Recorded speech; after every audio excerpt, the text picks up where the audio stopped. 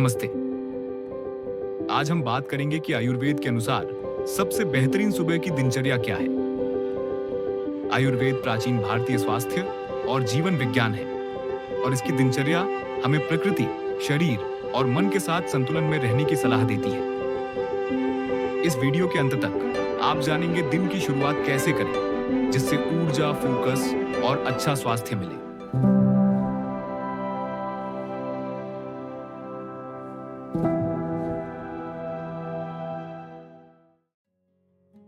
सुबह की दिनचर्या क्यों जरूरी है?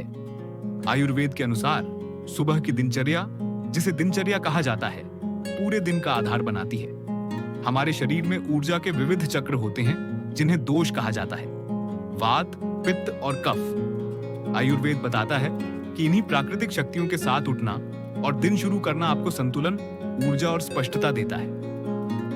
पहला चरण, जल्दी उठें। सबसे अच्छा समय उठने का है सूर्योदय से लगभग 90 मिनट पहले, जिसे ब्रह्म मुहूर्त कहते हैं। आमतौर पर यह 4:30 से 6 बजे के बीच होता है। इस समय उठने से आपको शांत, स्पष्ट और सृजनशील ऊर्जा मिलती है। अगर आप अपनी प्रकृति के अनुसार उठना चाहते हैं तो वात के लिए 6 बजे, पित्त के लिए 5:30 और कफ के लिए 4:30 तक उठना अच्छा रहता है। मुख्य बात है कि सूर्योदय के बाद भारी और सुस्त ऊर्जा, कफ, शुरू होने से पहले उठ जाए। दूसरा चरण, आभार और प्रार्थना।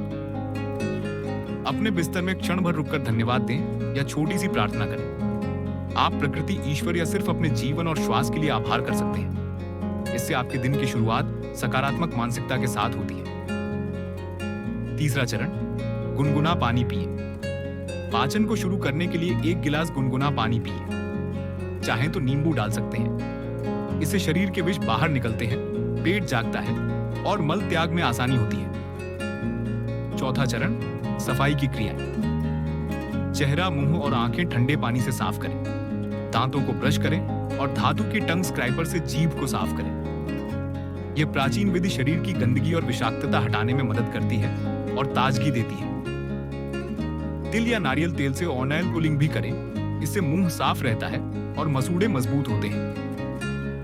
पांचवां चरण, मल त्याग। गुनगुना पानी पीने के बाद शौचालय जाएं। आयुर्वेद के अनुसार नियमित सुबह मल त्याग पाचन तंत्र को स्वस्थ रखता है और शरीर में विष बनने से बचाता है। छठा चरण, इंद्रियों को पोषित करें। आंखें धोएं और पलकों की हल्के से मालिश करें। आंखें घुमाएं, झपकाएं। इससे इंद्रियां जागती हैं और मानसिक स्पष्टता मिलती है। सातवां चरण, अभ्यंग, स्व मालिश। अब तिल या नारियल तेल से हल्की मालिश करें, जिसे अभ्यंग कहते हैं। सिर से शुरू करें, पैरों तक जाएं। इसकी वजह से रक्त संचार बढ़ता है, जोड़ों में लचीलापन आता है, नसें शांत होती हैं और त्वचा को पोषण मिलता है। आठवां चरण, स्नान। मालिश के बाद गर्म पानी से स्नान करें और सिर पर ठंडा पानी डालें। इससे शरीर और सिर ताजगी महसूस करते हैं और त्वचा से अतिरिक्त तेल हट जाता है। नौवां चरण, हल्का व्यायाम या योग। हल्का व्यायाम, योग या प्राणायाम करें। इससे ऊर्जा मिलती है, शरीर डिटॉक्स होता है और मन साफ हो जाता है। आप चलना, स्ट्रेचिंग या हल्का योग कर सकते हैं। 10वां चरण, ध्यान या गहरी सांस। कुछ समय ध्यान, प्रार्थना या गहरी सांस लेने में लगाएं। इससे मन और भावनाओं में संतुलन आता है और दिन के लिए तैयारी होती है। 11वां चरण, दोष अनुसार नाश्ता।